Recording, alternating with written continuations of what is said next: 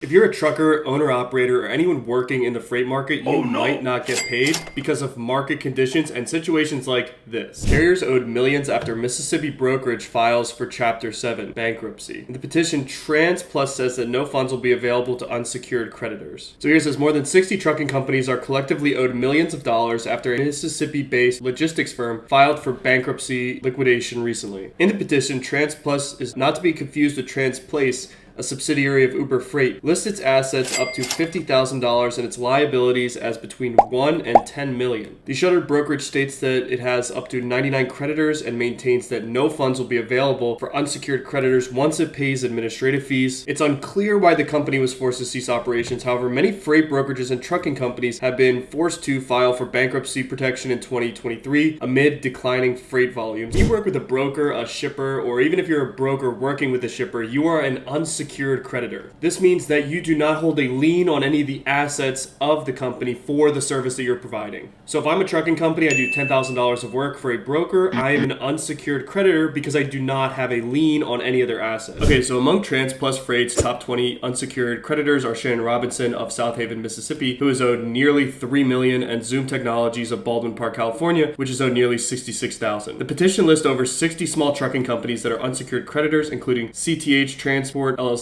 of Dallas, owed more than $23,000. Red Star Trucking, also of Dallas, owed nearly $8,000, and Power Transport LLC of Memphis owed nearly $9,400. So in filing for bankruptcy, none of these unsecured creditors are going to be paid. Remember in the article here, it says it lists its assets up to $50,000 and its liabilities between $1 and $10 million. And remember here too, brokerage bonds are really only between $75,000 and $100,000, so most of these carriers are not going to get paid anything. Another random interesting thing here too is that Shannon Robinson, who is the biggest unsecured debtor of $3 million to the company, is listed as its president and CEO on LinkedIn. Now, you may have seen this like in the news a lot. There's lots of brokerages and trucking companies going out of business. So what exactly is happening? So basically post-COVID, the government put tons of money into the economy and printed money, right? So this is the month over month increase in the money supply in the economy. So you're seeing usually it's about 3 to 6%. Then post-COVID, we go to 22 to 26%. And since then, we've been gradually going down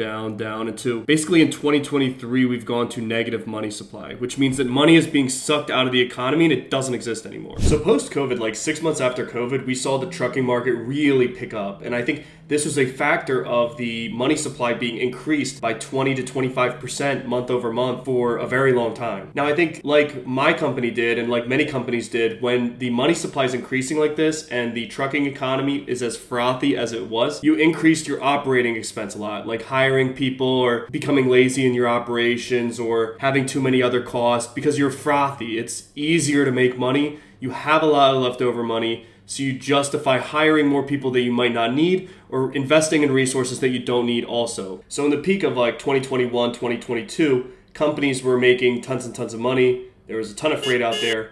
And in doing so, you increase your operating cost a lot. And growing is very, very easy when you're investing in growth. But then contracting when the growth is shrinking is very, very hard. Selling trucks, firing staff, getting rid of office space. It's all very hard to do mentally because you feel like you're losing and you feel like you're letting people down. And I think an example of how hard this is to do is kind of shown here that, Shannon Robinson, who was the president, literally loaned the company $3 million, probably to just keep things afloat. So there are a couple of ways I think that you can protect against this type of risk when it comes to not being paid, especially in a market like we saw that's losing 4% money month over month, losing tons of resources. First option is factoring. A lot of times when you factor, they're going to double check that the company you're working with is legitimate, so there's less of a chance of you losing money there. Quick pay, so making sure that the company that you're working with is going to pay you in like 1 to 5 days so you don't get a lot of credit with them. Another way is to keep track of and reduce the credit that you allocate to your other companies that you're working with. Number 4 would be doing credit checks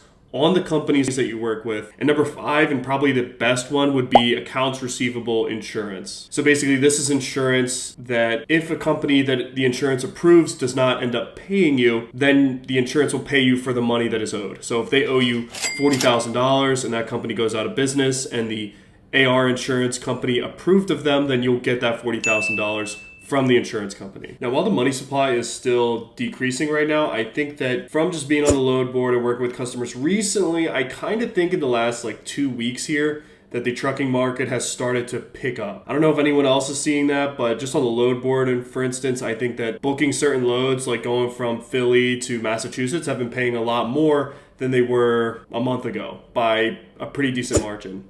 Now, this could just be from the fact that so many trucking companies are going out of business now, so there's far less supply out there. But I'm feeling hopeful for the future, despite the money supply still decreasing. Anyway, remember always to keep your expenses low, revenue high, and if you have any opinions on anything I say here, please leave a comment, like and subscribe, and thank you so much for listening.